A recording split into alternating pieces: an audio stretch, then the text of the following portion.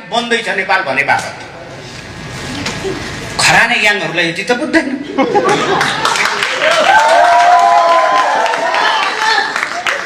तर म मेरो प्रिय बालेन भाइलाई भन्न चाहन्छु, भाइ अब त प्रधानमन्त्री बनिस्, जिम्मेवार बन।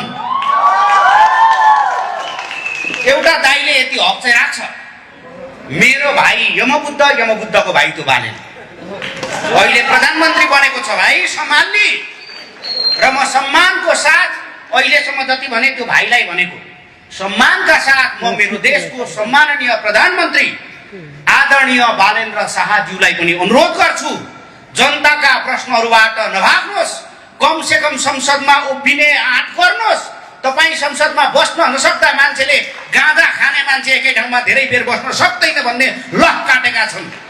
म मेरो देशको सम्माननीय प्रधानमन्त्री गाँजा खान्छ भन्ने कुरामा विश्वास गर्दिन। मेरो विश्वासलाई साँचो साबित गरिदिनुहोस्, संसदमा उपस्थिति जनाउनुहोस्।